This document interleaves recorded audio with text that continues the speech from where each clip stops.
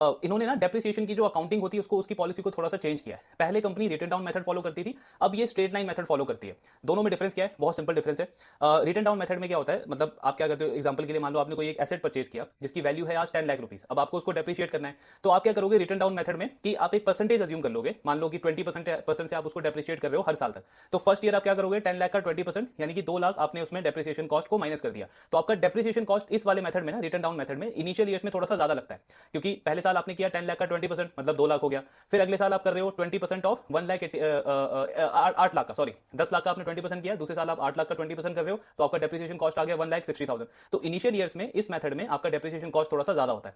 अब इन्होंने क्या किया, स्काई गोल्ड ने, ये चले गए स्ट्रेट लाइन मेथड पे। स्ट्रेट लाइन मेथड में आप क्या करते हो कि आप एक नंबर फिक्स कर लेते हो और वो इवनली स्प्रेड आउट कर देते हो, मतलब एसेट की पूरी लाइफ साइकिल में। जैसे 10 लाख का एसेट आपने लिया और आपने अज्यूम कर लिया कि इसकी लाइफ साइकिल है 10 साल, तो मैं हर साल 1-1 लाख जो है इसका जो वैल्यू है डेप्रिशिएट कर दूंगा हर एक साल में। तो इसमें क्या होगा कि मतलब आपका कॉस्ट जो है वो इवनली स्प्रेड आउट हो जाएगा, डेप्रिसिएशन का कॉस्ट। तो ये एक इन्होंने चेंज किया है, मतलब रिटन डाउन मेथड में इनिशियल ईयर्स में आपको डेप्रिसिएशन कॉस्ट थोड़ा सा ज्यादा दिखता है, तो आपके प्रॉफिट थोड़े से कम होते हैं।